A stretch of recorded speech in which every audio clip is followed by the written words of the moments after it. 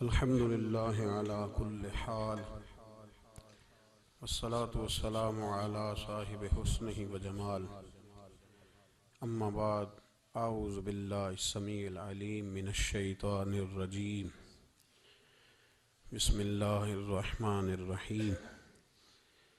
والذي جاء بالصدق وصدق به أولئك هم المتقون. صدق الله العظيم وصدق رسوله النبي الكريم. إن الله وملائكته يصلون على النبي يا أيها الذين آمنوا صلوا عليه وسلموا تسليما. الصلاة والسلام عليك يا سيدي يا رسول الله وعلى آلك وأصحابك يا سيدي يا حبيب الله. اللهم صل على سيدنا ومولانا محمد معدن الجود والکرم وآلہ وصحبہ وبارک وسلم. تمام تعریفیں حمد و ثنا اللہ تعالی جل مجدہ الکریم کے لیے. ہر قسم کے درود و سلام نبی رحمت، نور مجسم، شفیع معظم احمد مجتبیٰ جناب حضرت محمد مصطفیٰ صلی اللہ تعالی علیہ وسلم کی ذات والا صفات کے لیے حمد و صلات کے بعد، امیر المومنین، خلیفۃ المسلمین، خلیفہ اول بلا فصل حضرت سیدنا ابو بکر صدیق رضی اللہ تعالیٰ عنہ کی سیرت پر، آپ کے فضائل اور کمالات پر چند باتیں. قرآن مجید فرقان حمید میں اللہ کریم نے فرمایا والذی جاء بالصدق وصدق بہ، فرمایا وہ جو سچ لے کر تشریف لائے اور وہ جنہوں نے اس سچ کی تصدیق کی. اولئک ھم المتقون، یہی اللہ سے ڈرنے والے ہیں. جو سچ لے کر تشریف لائے اور جنہوں نے سچ کی تصدیق کی. نبی کریم صلی اللہ علیہ وسلم کو اللہ تبارک و تعالیٰ نے بے شمار لاتعداد معجزات عطا فرمائے. حضور کو اللہ تبارک و تعالیٰ نے بے شمار کمالات سے نوازا. حضرت عبداللہ بن رواحہ رضی اللہ تعالیٰ عنہ فرمایا کرتے تھے کہ حضور صلی اللہ علیہ وسلم کوئی معجزہ بھی نہ دکھاتے تو حضور علیہ السلام کا چہرہ ہی ایسا تھا کہ لوگوں نے دیکھتے جانا تھا اور کلمہ پڑھتے جانا تھا. نبی پاک صلی اللہ علیہ وسلم کو اللہ نے بڑے کمالات دیے. کچھ لوگ ایسے تھے جو سارے کمالات دیکھ کر بھی مطمئن نہیں ہوئے، نہیں کلمہ پڑھا انہوں نے. یہ ایک فکری پہلو ہے، اس پر ضرور غور فرمائیں. جب جنگ ہوتی ہے ذاتی مفادات کی، اور جب انسان کو یہ غلط فہمی سما جاتی ہے کہ مجھے بھی کچھ پتہ ہے، مجھے بھی کچھ آتا ہے، اور جب اس کا یہ ذہن بن جاتا ہے کہ میں نے ہر چیز کو پہلے اپنی چھوٹی سی عقل کے دائرے میں رکھ کے اچھی طرح سے پرکھنا ہے، اگر میری عقل پر چیز پوری آئے گی تو قبول کروں گا ورنہ قبول نہیں کروں گا. پھر لوگ نہیں مانتے. بڑے بڑے کمالات تھے، بڑا کچھ تھا، اور جنہوں نے نہیں نہ مانا انہوں نے زیادہ کمالات دیکھے. انہوں نے نہیں مانا. ابو جہل کتنی دفعہ معجزہ طلب کرنے آیا، کبھی کہا کہ مجھے بتائیے میری مٹھی میں کیا ہے، اگر آپ بتا دیں گے تو کلمہ پڑھ لوں گا. تو حضور علیہ السلام نے فرمایا اگر تیری مٹھی میں جو ہے وہی بتا دے کہ میں کون ہوں تو پھر پڑھ لو گے. کنکریوں نے کلمہ پڑھا، اس نے نہیں پڑھا. معجزہ دیکھا، اس نے معجزہ مانگا. اس نے کہا کہ اگر چاند کے 2 ٹکڑے ہو جائیں تو میں پڑھ لوں گا کلمہ. چاند کے 2 ٹکڑے حضور نے کر دیے. چاند 2 ٹکڑے ہوا، کوہ صفا کی پہاڑی کے بیچ آدھا ادھر گیا آدھا ادھر گیا. دوبارہ جا کے جڑا، اس نے دیکھا، کہنے لگا اوہو میں تو سمجھتا تھا کہ معاذ اللہ آپ کا جادو صرف زمین پہ چلتا ہے، آپ کا تو آسمانوں پہ بھی چلتا ہے. اس نے بڑے کمالات دیکھے لیکن کلمہ نہیں پڑھا. حضرت ابو الحسن خرقانی رحمۃ اللہ علیہ ایک درویش تھے. ہم جو درویشی اور فقیری اور ان لوگوں کو ماننے والے لوگ ہوتے ہیں، ان میں بحث کم سے کم ہوتی ہے، ان میں اپنا آپ بڑھانے کی عادت کم سے، اس میں ماننے کا مزاج ہوتا ہے، اور وضاحت بھی نہیں لوگ طلب کرتے، اشاروں سے بھی بات مان جاتے ہیں، غلامی اسی کا نام ہے، اشارہ آپ کر دیں بات ختم ہو گئی، طے ہو گیا مسئلہ، اتنی زیادہ لمبی تو بات ہی کوئی نہیں۔ حضرت ابو الحسن خرقانی تقریر کر رہے تھے، بات کر رہے تھے، تو کسی نے کہا کہ آپ حضرت بایزید بستامی رحمۃ اللہ علیہ کے سجادہ ہیں، تو حضرت بایزید کیسے آدمی تھے؟ تو فرمانے لگے حضرت بایزید کو جو دیکھتا تھا وہ کلمہ پڑھ جاتا تھا۔ اب آپ نے تو ماشاءاللہ قبول کر لیا، لیکن وہ جو سامنے بیٹھا تھا اس کی سمجھ میں بات نہیں آئی، وہ کہنے لگا حضور آپ نے کہہ دیا ہے پر میری عقل میں تو نہیں نہ آتا۔ نہیں آتا جس کی عقل میں، تو پھر اس کی عقل میں نہیں آتا۔ میں اکثر کہتا ہوں کہ بہت سارے لوگ ہیں جن کا کوئی پیر نہیں، اور ان کا ہو بھی نہیں سکتا، ان کا کوئی پیر، اس لیے کہ مطلب اتنا سیاںا بندہ اس کا کوئی پیر ہو جائے۔ اور میں تو پیروں کو مشورہ دوں گا کہ مہربانی کرنا ان کے پیر بننا بھی نہ، یہ بڑا مشکل کر دیں گے آپ کے لیے جینا۔ تو بہتری اسی میں ہوتی ہے کہ انسان سمجھے چیزوں کو اور دائروں کے اندر باتوں کو تسلیم کرنے کی عادت بنائے۔ تو کہا کہ جو دیکھتا تھا حضرت بایزید کو کلمہ پڑھ جاتا تھا، تو حضرت ابو الحسن خرقانی سے وہ شخص کہنے لگا جی بابا جی آپ عجیب بات کر رہے ہیں کہ دیکھا اور کلمہ پڑھ گیا، بندہ بندہ دیکھنے سے کیسے کلمہ پڑھ سکتا ہے؟ ابو جہل نے بڑی جگہ حضور کو دیکھا تھا، اس نے تو کلمہ نہیں پڑھا، تو بایزید بستامی کو دیکھ کر لوگ مسلمان ہو گئے، یہ کیسی بات ہے؟ تو حضرت ابو الحسن خرقانی فرمانے لگے مجھے اللہ کی عزت کی قسم، ابو جہل نے ایک دفعہ بھی محمد رسول اللہ کو نہیں دیکھا صلی اللہ ہو، بڑی قسم اٹھا لی، ایک دفعہ بھی محمد رسول اللہ کو صلی اللہ ہو۔ تو وہ شخص کہنے لگا حضور وہ چچا تھے حضور کے، اور دیکھا انہوں نے ایک دفعہ نہیں 1000 دفعہ۔ فرمانے لگے میں سفید داڑھی سے بوڑھا آدمی مسند پہ بیٹھ کے قسم اٹھا رہا ہوں تو میری بات ہی نہیں سمجھ رہا، نہیں دیکھا ابو جہل نے محمد رسول اللہ صلی اللہ علیہ وسلم کو، نہیں دیکھا۔ تو کہا پھر کسے دیکھا؟ تو حضرت ابو الحسن خرقانی فرمانے لگے اس نے جب بھی دیکھا عبداللہ کے یتیم بیٹے محمد کو ہی دیکھا، یہ وہی عبداللہ کا یتیم بیٹا جو یہاں رہتا تھا، ایک دفعہ بھی اس نظر سے دیکھتا نا کہ یہ اللہ کے رسول ہے تو فوراً کلمہ پڑھ کے مسلمان ہو جاتا۔ جب بھی لوگ دیکھتے ہیں وہ اینک کی بڑی شاندار لگائی ہوئی ہے جس کے اندر سے کوئی آدمی بھلا نظر ہی نہیں آتا، تو ان کو پھر بھلائی نصیب نہیں ہوتی۔ ایک نظر سے بھی اگر انسان دیکھتا ہے کہ جس سے اسے بھلائی چاہیے تو پھر اللہ اسے توفیق ہدایت عطا کر دیتا ہے۔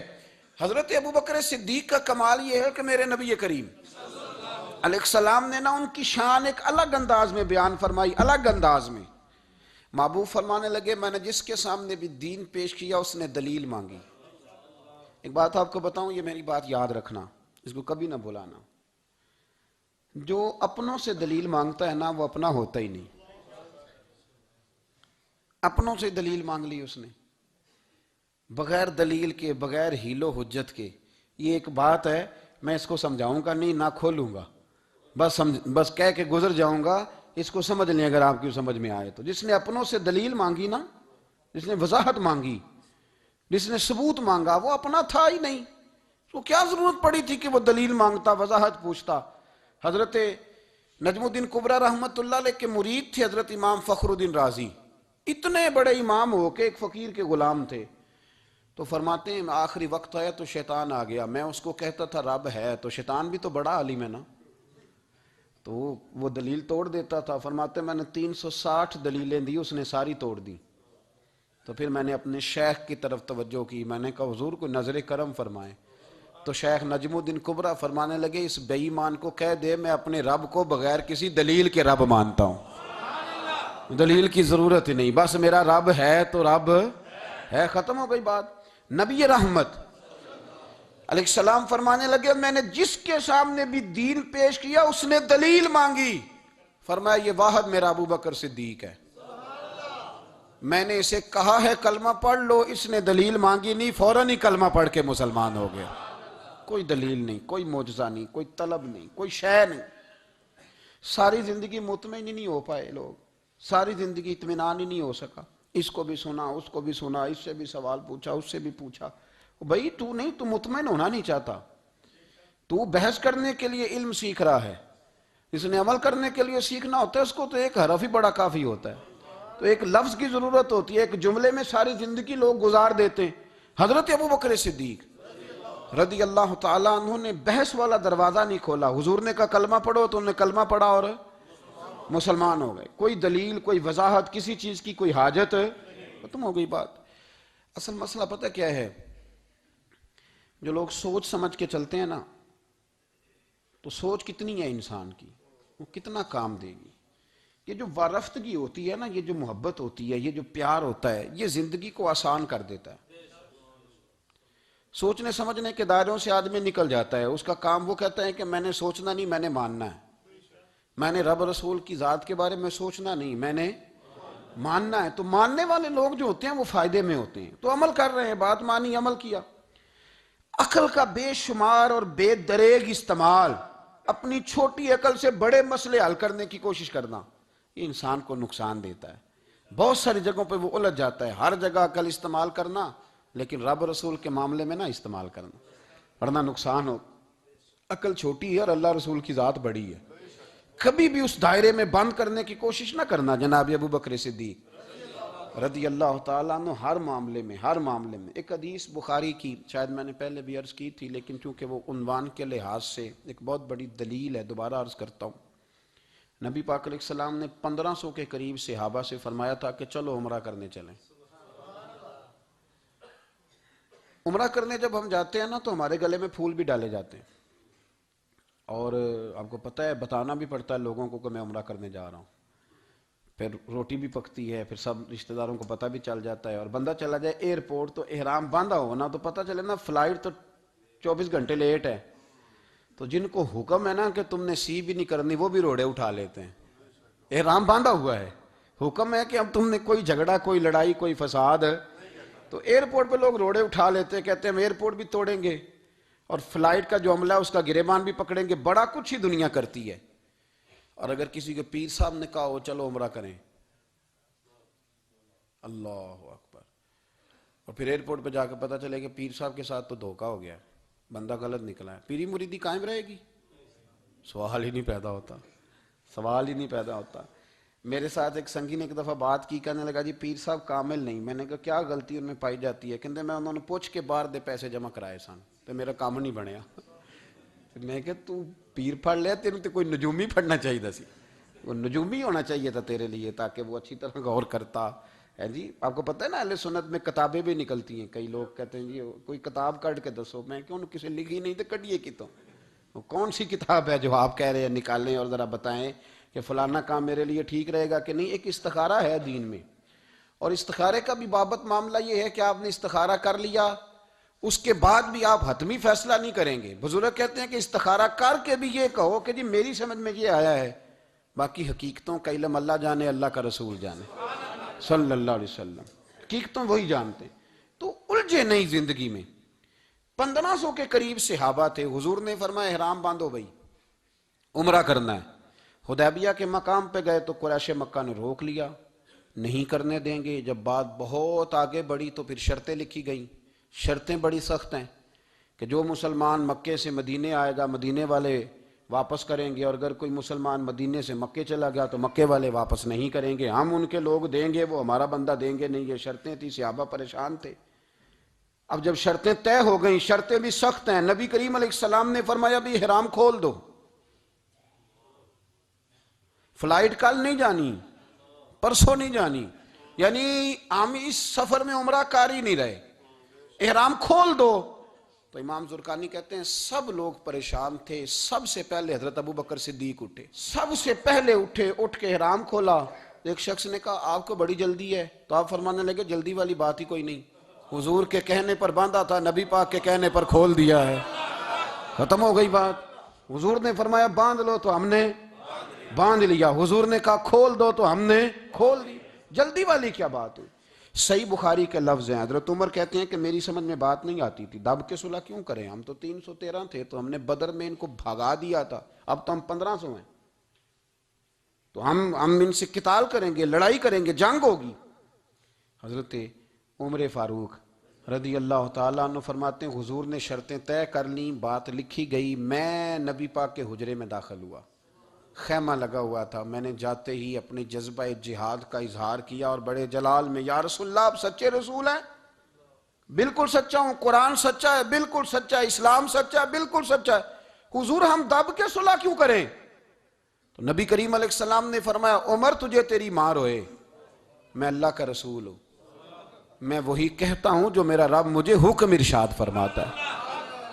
کہتے میں نے فوراً عرض کی یا رسول اللہ صلی اللہ علیہ وسلم آپ نے فرمایا نہیں تھا کہ عمرہ کریں گے؟ تو حضور نے فرمایا کہا تو عمرہ کریں گے، یہ تو نہیں کہا تھا کہ اسی سال ہی کریں گے، کریں گے تو کریں گے۔ جناب عمر کہتے میں واپس تو آ گیا، پر وہ میرے اندر جو جذبہ جہاد تھا ابھی ٹھنڈا نہیں ہوا۔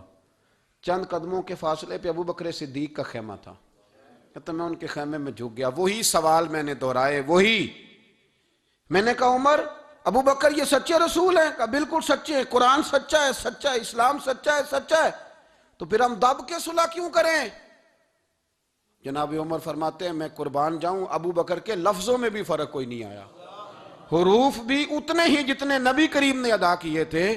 حضرت ابو بکر فرمانے لگے عمر تجھے تیری ماں روئے، وہ اللہ کے رسول ہیں، مرضی سے بات نہیں کرتے، وہی کہتے ہیں جو رب انہیں حکم ارشاد فرماتا ہے، بئی نہیں وہی لفظ۔ فرماتے میں نے فوراً کہا، میں نے کہا ابو بکر حضور نے فرمایا نہیں تھا کہ عمرہ کریں گے؟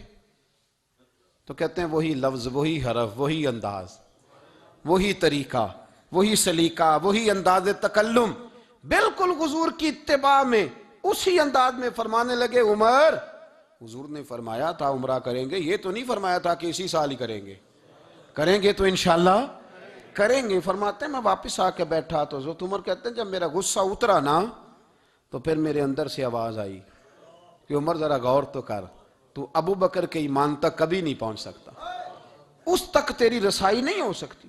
میرے بھائی اتنی بحثیں ہیں ہمارے زمانے میں، اتنا الجھاؤ ہے، اتنا الجھاؤ ہے، یعنی ہر بندہ رائے کا اظہار کرنا ضروری سمجھتا ہے، ہر بندہ کہتا ہے جی میرے خیال میں، ہر بندہ کہتا ہے جی میرا ذہن یہ ہے، بلکہ کچھ تو کہتے ہیں میں اندر کی خبر نہ دوں آپ کو، یعنی اب پتہ نہیں اس کے پاس اندر کی خبریں کیسے آئی ہیں، وہ سمجھ میں نہیں آتی بات۔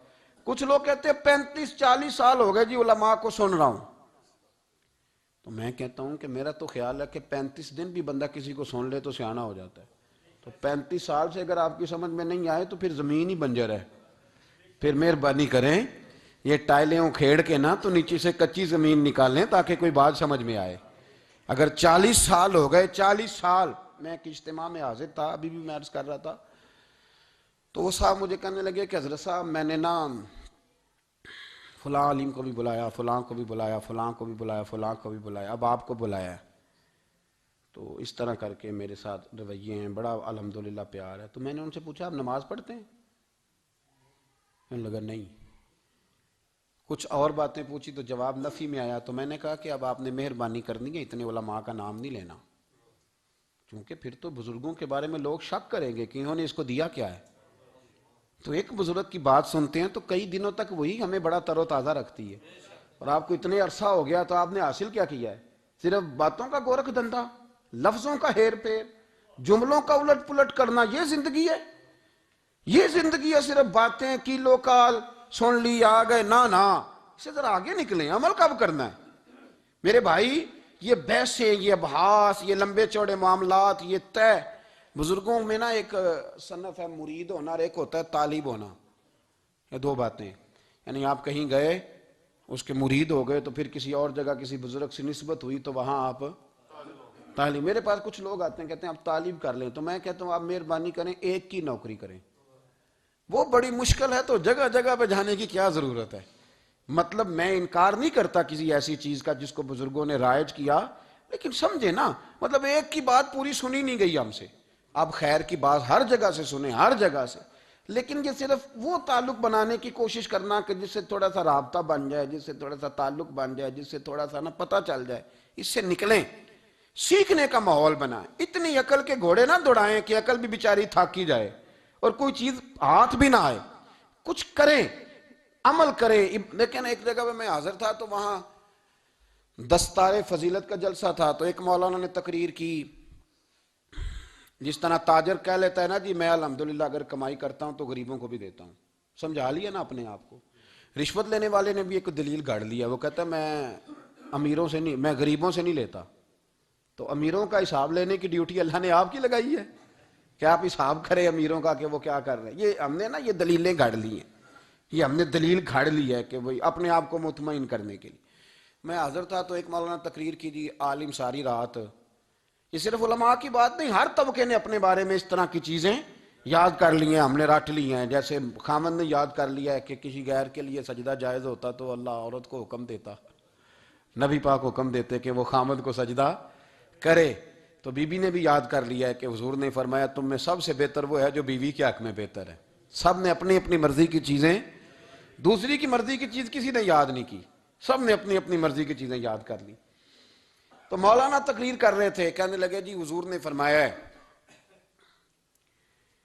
کہ عالم ساری رات سویا رہے اور عابد ساری رات عبادت کرتا رہے, درجہ پھر بھی عالم کا زیادہ ہے.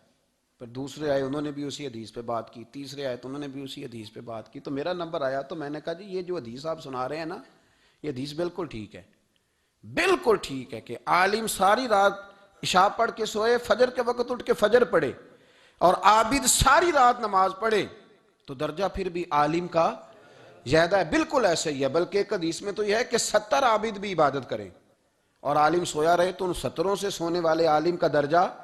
یہ بات بالکل ٹھیک ہے, لیکن میں نے کہا اس کا بھی خیال رکھو کہ یہ حدیث غوث پاک کو بھی آتی تھی, یہ غوث پاک کو بھی آتی تھی حدیث, اور بڑے عالم تھے, پر وہ تو عشاء پڑھ کے مصلی پہ بیٹھتے تھے اور فجر تک مصلی پہ بیٹھے رہتے تھے. حالانکہ یہ حدیث انہیں بھی آتی تھی, یہ حدیث خواجہ معین الدین چشتی کو بھی آتی تھی, اور وہ بڑے عالم تھے, لیکن اس کے باوجود وہ عشاء پڑھتے تھے اور فجر تک مصلی پر بیٹھے رہتے تھے. حضرت عثمان غنی سے بڑا عالم تو کوئی نہیں نہ ہوگا اس زمانے میں, حضرت عثمان غنی رضی اللہ تعالیٰ عنہ جیسا شخص تو کوئی نہیں نہ ہوگا, پر وہ عشاء کے بعد قرآن پاک پڑھنا شروع کرتے تھے اور فجر سے پہلے پہلے قرآن پاک ختم کر لیا کرتے. تو دلیلیں صرف بحث کے لیے یاد نہ کریں, اپنے آپ کو بچانے کے لیے یاد نہ کریں, اپنے وجود کو سکون دینے کے لیے دلائل نہ یاد کریں. میں دین کے کس دائرے سے کس طرح بچ کے نکل سکتا ہوں اس کے لیے دلائل یاد نہ کریں, عمل کے رستے پہ آئیں, عمل کے رستے پر. جناب ابو بکر صدیق اللہ تعالیٰ عنہ کا کمال یہ ہے, زکوٰۃ کتنے فیصد دینی چاہیے؟ چلے اللہ تعالیٰ شکر ہے, 3-4 لوگوں کو تو پتہ ہی ہے نا جی, باقی بھی ان سے سن کے یاد کر لیں. کتنے فیصد ہے؟ اللہ آپ کو خوش رکھے. اب کچھ اور نے بھی پروگرام بنا لے. کتنی جی؟ چلو اب ٹھیک ہو گیا, 2.5% ہے نا جی. آپ یقین کریں کسی تاجر سے آپ بات کر کے دیکھ لیں, 6 گھنٹے مناظرے کے بعد وہ مانتا ہے کہ 2.5% دوں گا میں صحیح کہہ رہا ہوں آپ کو.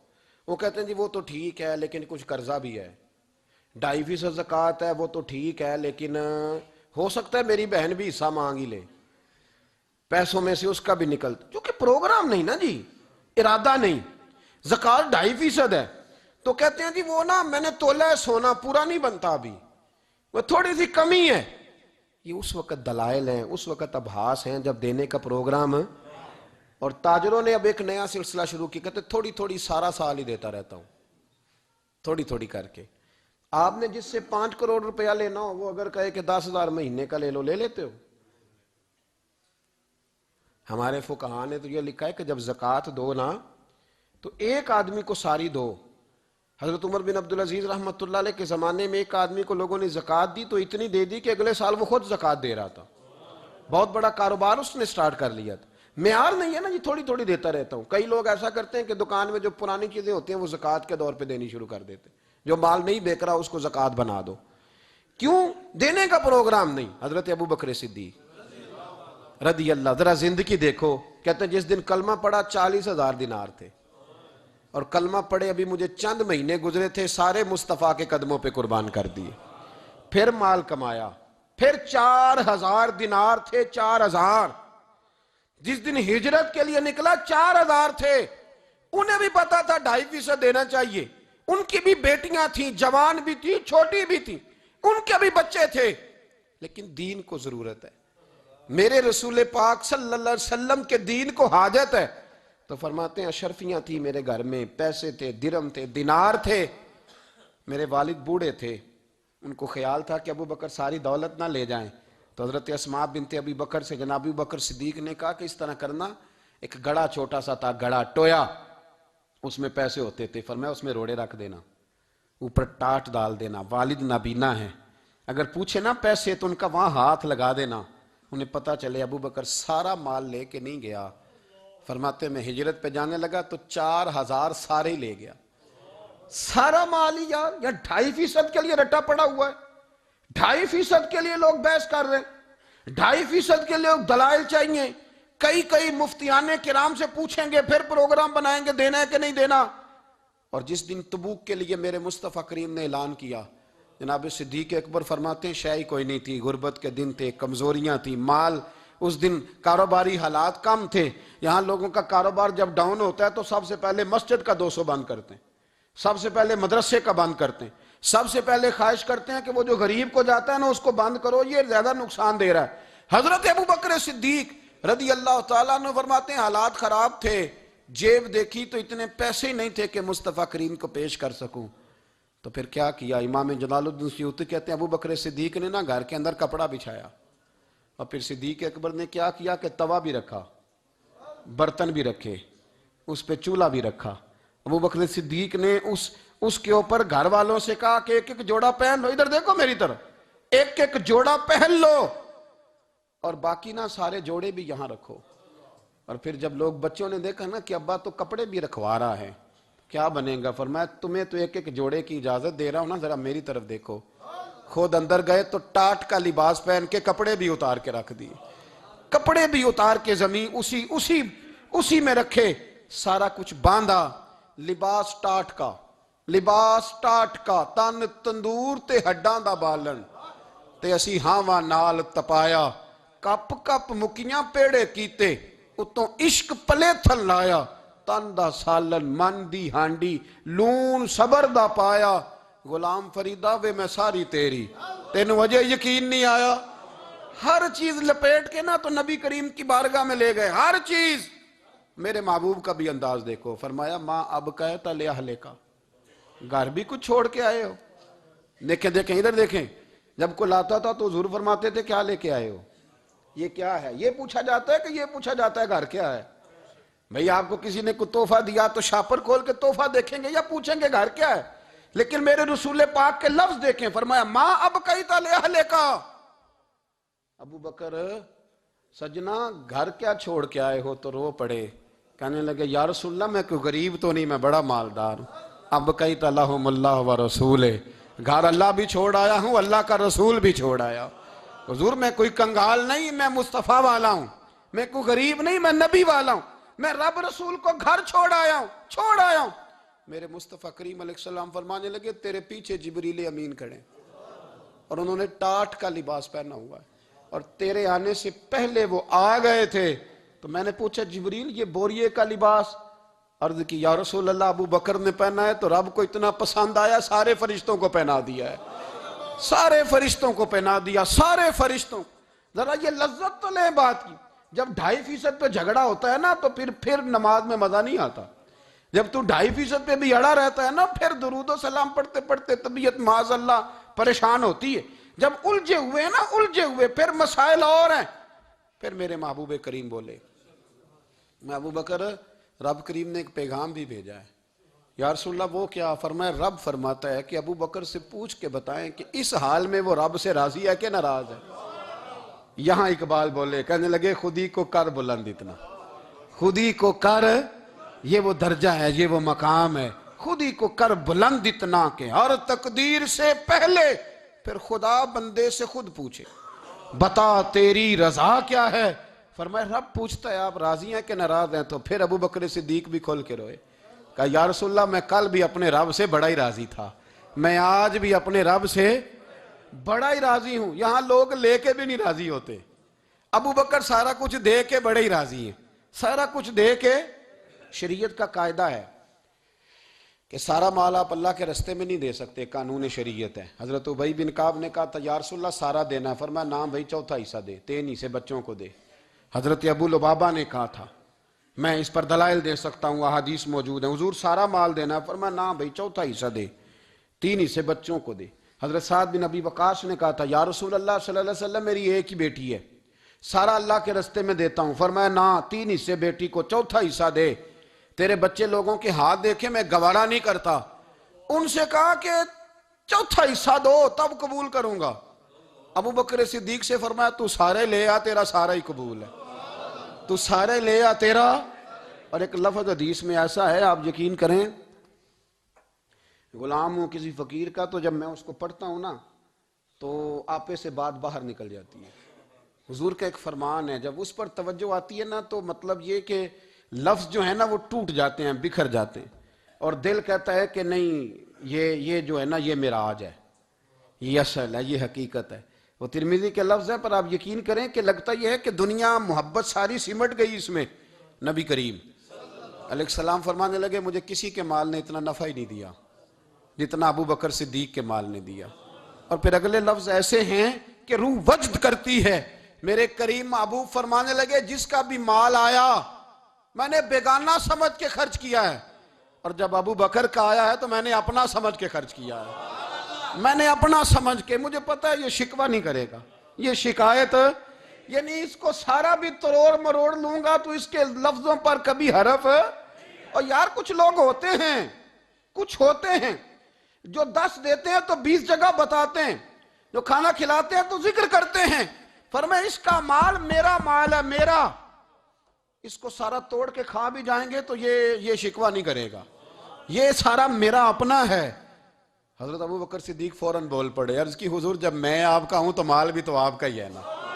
یا رسول اللہ جب میں نے اپنا آپ نہیں بچا کے رکھا تو پھر مال۔ حضرت مولانا معین الواعظ کاشفی نے لکھا ہے، اچھا کئی دفعہ ایسے ہوتا ہے میں بات کوئی اور بیان کرنا چاہتا ہوں تو شروع معاملہ کسی اور طرف نکل جاتا ہے۔ مولانا معین الواعظ کاشفی نے لکھا ہے کہ وہ جو سانپ تھا نا غار ثور میں، وہ 600 سال سے بیٹھا ہوا تھا۔ حضرت عیسیٰ علیہ السلام ایک دن پڑھ رہے تھے انجیل، تو آپ نے نبی پاک کا تذکرہ پڑھا، اس سانپ نے سن لیا، تو حضرت عیسیٰ سے کہنے لگا حضور یہ بتائیں کہ وہ نبی پاک ملیں گے کہاں؟ تو حضرت عیسیٰ فرمانے لگے کہ مکے میں آئیں گے اور مدینے میں رہیں گے۔ تو کہا ملاقات کیسے ہو سکتی ہے؟ فرمایا چلا جا مکے۔ تو وہ سانپ 600 سال غار ثور میں، اور اس نے 70 جگہ پہ سوراخ کیے۔ کتنے سال بیٹھا رہا؟ بول کے بتائیے۔ آپ 6 گھنٹے بیٹھ کے دکھائیں، سوال ہی نہیں پیدا ہوتا۔ ہم بڑے کمزور ہو گئے، ہمارے لیے معاملہ بڑا اور طرح کا ہے، ہماری مرضی کا کوئی بات کرے تو ہم اس سے راضی ہیں، انتظار کرنا اور یہ سارے کام کرنا یہ تو بڑا مشکل معاملہ ہے، یہ تو بڑی عجیب سی کیفیت ہے۔ میرے صاحب رحمۃ اللہ تعالیٰ علیہ 2015 میں کراچی تشریف لائے، میں اپنے ایک سنگی کو لے کے پہنچ گیا، چھوٹا موٹا مولوی میں بھی ہوں۔ صبح میں 7 بجے کے 8 بجے ہم وہاں پہنچ گئے، حضرت آرام فرما رہے تھے، نمازیں انہوں نے اندر ادا فرمائی ساری، ظہر بھی ہوئی، پھر عصر بھی ہوئی، پھر مغرب بھی ہوئی، پھر عشاء بھی ہوئی۔ عشاء کے بعد وہ سنگی ہم سے کہنے لگے کہ آپ کتنا انتظار کریں گے؟ تو میں نے کہا کہ انتظار تو کرتا ہے بڑا آدمی، بڑے لوگ انتظار کرتے ہیں، تو چھوٹے لوگ تو اطاعت کرتے ہیں، ہم چھوٹے ہیں تو ان کی مہربانی ہے، اگر زیارت ہو جائے تو تب بھی ٹھیک ہے، اگر وہ کہیں نہیں ملنا۔ میرے سنگی ساتھ موجود تھے، صبح سے گئے اور عشاء کے بعد کا وقت آ گیا، نہیں انہوں نے ملنا تو پھر بھی ٹھیک، وہ ہس بولے تے دی مہربانی، نہیں تے اساں تے لاڑ ہی لڑاونے نے، اس کی مہربانی ہے، اگر بات ہو جائے تو ٹھیک ہے، ورنہ کوئی معاملہ نہیں۔ تو عشاء کی نماز کے بعد انہوں نے ہمیں یہ کہا کہ پیغام آیا کہ محفل میں جہاں حضرت جا رہے ہیں وہیں ملاقات ہوگی۔ تو ہم نے کہا یہ بھی بڑی نعمت ہے، جلوہ دیکھنا بھی بہت بڑی سعادت ہے، اس لیے کہ ہمیں پتہ ہے کہ وہ کیفیت کیا ہے، وہ رنگ کیا ہے، ان کا انداز کیا ہے۔ پیچھے جا کے بیٹھ گئے تو پھر ان کا حکم آیا کہ اس کو ذرا آگے آئے۔ جب میں اسٹیج پہ گیا تو فرمانے لگے مجھے سویرے ہی پتا تھا آپ آ گئے، کوئی عرض نہیں، اتنا کوئی انتظار تو بندہ کر ہی لیتا ہے۔ اب یقین کریں وہ دن کی جو لذت ہے نا وہ آج تک گئی نہیں طبیعت سے، وہ سرور گیا نہیں۔ کبھی کبھی سوچتا ہوں کہ اس سے ڈبل بھی انتظار کبھی ہو جائے، پر ایک دفعہ زیارت پھر نصیب ہو جائے، کبھی کبھی یہ سوچتا ہوں۔ 600 سال وہ سام بیٹھا رہا، 600 سال، اور 70 اس نے سوراخ کیے غار ثور میں، لیکن وہ بھی عاشق تھا نا۔ اور یہاں معاملہ یہ تھا کہ ابو بکر صدیق دعا مانگ کے گئے تھے کہ میں نے کسی کو موقع نہیں دینا، ایک میں ہوں گا دوسرا میرا یار ہوگا۔ وہ غار ثور کی تو لذت یہ والی تھی، ایک میں ایک میرے محبوب، اس نے 70 سوراخ کیے ہوئے تھے۔ جناب ابو بکر صدیق نے کہا حضور آپ ٹھہریں، میں ذرا بھی آیا صفائی کر کے۔ تو نبی کریم علیہ السلام رکے تو حضرت ابو بکر صدیق نے کہیں پگڑی پھاڑ کے رکھی، کہیں چادر پھاڑ کے رکھی، اتنے سوراخ بند کیے تو جو ایک رہ گیا وہاں ایڑی رکھ دی. تو اب وہ سانپ بھی شکوہ کرنے لگا کہ یار تو بھی کوئی نرالا ہی عاشق ہے کہ میں نے تو کسر ہی کوئی نہیں چھوڑی تھی, 70 سوراخ کیے تھے اور تو نے بھی کمال ہی کر دی ہے, یہ سارے ہی بند کر دیے, جو بچ گیا اس پہ ایڑی رکھ دی. اس نے پتہ نہیں کتنے ڈنگ مارے. سانپ کا جب ڈنگ لگتا ہے تو وجود میں بہت زیادہ گرمی پیدا ہوتی ہے, گرمی. حضرت ابوبکر صدیق کے بارے میں ہمارے شارحین نے لکھا روئے نہیں, وجود اتنا گرم ہوا کہ آنسو ٹپک پڑے. نبی کریم صلی اللہ علیہ وسلم نے فرمایا ہٹا نا ذرا پیر. پھر انہوں نے ہٹایا تو میرے مصطفیٰ میں لعاب دہن لگایا.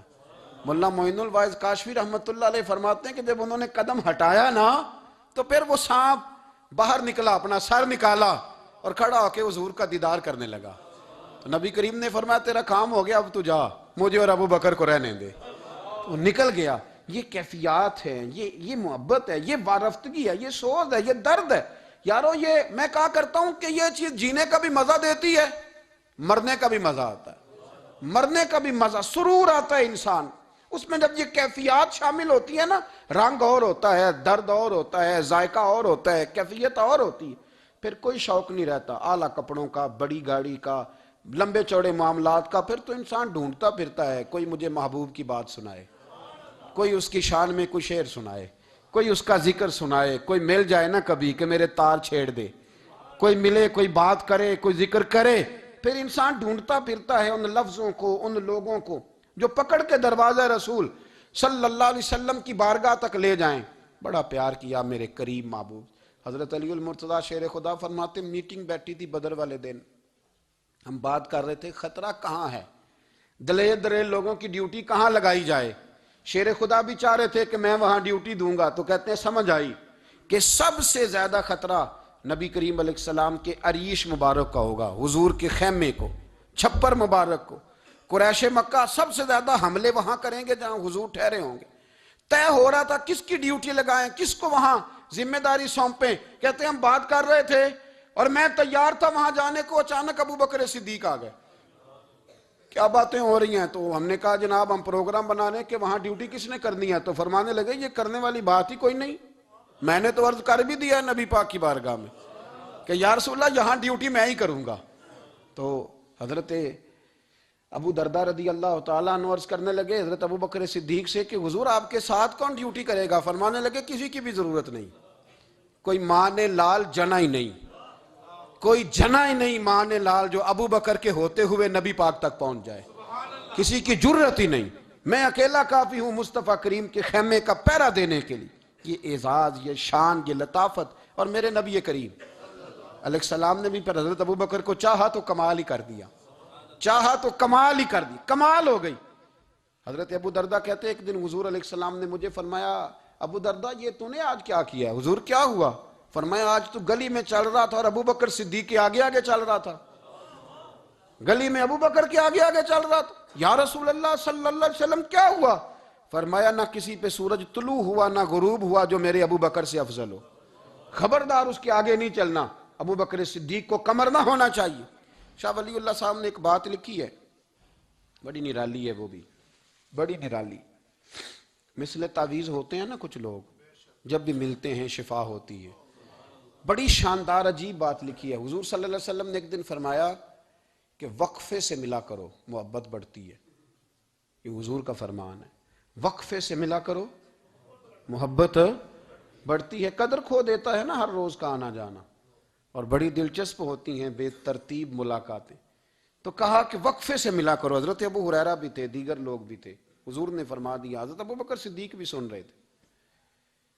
زور کی نماز پڑھی گھر چلے گئے, عصر پڑھی تو گھر چلے گئے, مغرب پڑھی تو گھر چلے گئے. حضرت انس بن مالک رضی اللہ تعالیٰ عنہ کہتے ہیں 3 دفعہ حضور نے پوچھا ابو بکر نہیں آئے, ابو بکر نہیں آئے, ابو بکر نے کہتے 3 دفعہ پوچھا. تو میں پھر پہنچ گیا, میں نے کہا ابو بکر 3 دفعہ حضور نے پوچھ لیا کہ ابو بکر نہیں آئے, ابو بکر نہیں آئے. تو جناب صدیق اکبر دوڑے, حضور حکم. فرمایا کہاں تھے صبح سے؟ عرض کی یا رسول اللہ آپ نے تو فرمایا تھا وقفے سے ملا کرو محبت بڑھتی ہے. تو محبوب فرمانے لگے تمہیں تھوڑی کہا تھا, تمہیں تھوڑی کہا تھا, تو نہ جایا کر یار, تو رہا کر. تو رہتا ہے تو دل جمع رہتا ہے, تو یہاں موجود ہوتا ہے تو دل آپ یقین کریں کچھ لوگ ایسے ہوتے ہیں جن کے بارے میں دل کرتا ہے انہیں بندہ خرید کے پاس رکھ لے، ان کو خرید لے، یہ یہیں رہیں، یہ جائیں نہ، اس لیے کہ ان کا لب و لہجہ اور ہوتا ہے، ان کا طرز حیات اور ہوتا ہے، طرز غلامی اور ہوتا ہے، طرز فرما برداری اور ہوتا ہے، انداز اور ہوتا ہے۔ فرمایا تو نہ جایا کر، یہی رہا کر۔ اور میرے محبوب نے فرمایا ابو بکر تو صرف میرا غار میں ہی ساتھی نہیں، قیامت میں جب میں حوض کوثر تقسیم کروں گا تب بھی تو میرے پاس ہی بیٹھا ہوگا، قیامت کے دن حوض کوثر کی تقسیم میں بھی تو میرے ساتھ ہی ہوگا، میرے نبی کریم علیہ السلام۔ اور ایک بات اور سن لے جاتے جاتے، کچھ لوگ ساتھ بڑا رہتے ہیں پر بات کم کم مانتے ہیں، کہتے ہیں میں جھاڑو جو دیتا ہوں آستانے پہ، مجھے وظیفہ پڑھنے کی کیا ضرورت، میں وہاں ہر وقت حاضر جو رہتا ہوں، مجھے کیا ضرورت ہے شجرہ پڑھنے کی، مجھے کیا ضرورت ہے ان کی بات سننے کی، میں وہاں رہتا جو ہوں اتنا ہی کافی ہے۔ حضرت ابوبکر صدیق نے نوکری بھی کھول کے کی اور نبی پاک کی بات بھی کھول کے مانی، کھول کے مانی، جو حضور نے کہہ دیا انہوں نے کر دیا۔ یہاں تو لوگ سوچتے ہیں نہ سمجھتے ہیں، غور کرتے ہیں، کہتے ہیں میں وہیں ہوتا ہوں، میرے پاس نسبت ہے، وہی کافی ہے۔ مجمع لگا ہے صحابہ کا، نبی پاک علیہ السلام نے فرمایا ابھی آج روزہ کس نے رکھا ہے؟ سب چپ کر گئے۔ حضور نے دوبارہ پوچھا تو جناب صدیق اکبر بولے، عرض کی حضور آپ حکم نہ دیتے تو میں نہ بتاتا، یہ اللہ نے آج مجھے توفیق عطا فرمائی۔ تو حضور علیہ السلام نے فرمایا آج جنازے میں کس نے شرکت کی؟ لوگ خاموش ہو گئے۔ تو حضور علیہ السلام نے دوبارہ پوچھا، عرض کی حضور آپ حکم نہ دیتے تو نہ بتاتا، یہ اللہ نے توفیق مجھے عطا فرمائی۔ فرمایا آج کس نے مسکین کو کھانا کھلایا ہے؟ عرض کی یا رسول اللہ صلی اللہ علیہ وسلم حکم نہ دیتے تو نہ بتاتا، یہ اللہ نے مجھے توفیق عطا فرمائی۔ فرمایا کس نے آج لوگوں کو دین کی دعوت دی، اسلام کی طرف بلایا، پیغام دیا، کون ہے؟ عرض کی حضور اگر آپ حکم نہ دیتے تو میں نہ بتاتا، یہ بھی خدمت اللہ نے مجھے عطا فرمائی ہے۔ تو نبی کریم علیہ السلام نے فرمایا ابو بکر سن، قیامت کے دن ایک دروازہ جنت میں ایسا ہوگا جہاں سے صرف روزے دار گزریں گے، ایک ایسا ہوگا جس سے صرف نمازی گزریں گے، ایک ایسا ہوگا جس سے صرف حاجی گزریں گے، ایک سے سخاوت کرنے والے گزریں گے۔ لیکن جب تو آئے گا نا تو جنت کے ہر دروازے سے آواز آئے گی کہ ادھر سے داخل ہو جا، ادھر سے ہر دروازے سے آواز آئے گی، اس لیے کہ مجموعی طور پر عمل کیا زندگی میں، مجموعی طور پر، اور اپنے لب و لہجہ۔ اتنی نوکری کی حضرت صدیق اکبر نے، اتنی نوکری کی، کسی جگہ بھی کوئی دعویٰ نہیں۔ حضور نے بڑا فرمایا ہے کہ ابو بکر نے بڑی نیکیاں کی اسلام کے ساتھ، جناب صدیق اکبر کا کوئی دعویٰ نظر ہے؟ یہ وہ مزیدار شخص تھا جس نے کبھی حضور سے دعا کے لیے بھی نہیں کہا، دعا کی تکلیف بھی کبھی نہیں دی، گویا ہاتھ اٹھانے پڑیں گے، لفظ ادا کرنے پڑیں گے، یہ تکلیف بھی نہیں دی۔ علامہ یوسف نبہانی علیہ رحمہ نے لکھا ہے کہ ایک دن حضرت صدیق اکبر نے سیدہ عائشہ صدیقہ سے کہا جس دن حضور کا موڈ مبارک، طبیعت مبارک بڑی اچھی دیکھو نا تو میری بخشش کی دعا کرا دینا۔ سیدہ عائشہ صدیقہ سے کہا، کوئی لفظ نہیں ادا کی، لوگوں کو لاتے، حضرت عثمان غنی نے ان کی تبلیغ پہ کلمہ پڑھا، حضرت طلحہ نے، حضرت زبیر نے، ان لوگوں کو لاتے اور لا کے نا انہیں آگے بٹھاتے، خود پیچھے بیٹھ جاتے، پیچھے۔ میرے بھائی دعا کے لیے بھی کبھی نہیں کہا، یہ وہ وفا ہے جس وفا کا دنیا میں کہیں بھی کوئی جواب موجود ہے۔ اپنے آپ کو مرتب کریں۔ ہم لوگ بڑی بے ترتیب زندگی گزارتے ہیں، بڑی بے ترتیب زندگی گزارتے ہیں، وہ ڈنگ ٹپاؤ پالیسی ہے کہ آج تھوڑا بہت کر لیں، اپنے آپ کو راضی کر لیں، جس طرح بچے کہتے ہیں کہ چلو آج کسی طریقے چھٹی کر لینا، آج کا دن تو گزرے، کل سکول کا ٹائم آئے گا تو دیکھی جائے گی۔ اس طرح نہ کریں، مرتب کریں اپنے آپ کو، اپنے آپ میں ترتیب دیں۔ ساری زندگی سامنے والے کی اخلاقیات ٹھیک کرتے اگر گزر جائے تو اپنا معاملہ رہ جاتا ہے۔ اچھی سوچ، اچھا رویہ، وفاداری والی زندگی۔ میں نے ایک جملہ کہا ہے، اگر آپ کی سمجھ میں آیا ہو، کہ اگر یہ عشق، یہ وارفتگی، یہ پیار، یہ وفا پیدا ہو تو جینے کا بھی مزہ آتا ہے اور مرنے کا بھی مزہ آتا ہے، پھر جینا مرنا بڑا لذت اور ذائقے والا ہو جاتا ہے۔ دعا ہے اللہ ہمیں ان کے فیض سے فیض یاب فرمائے۔ آخر دعوانا الحمدللہ۔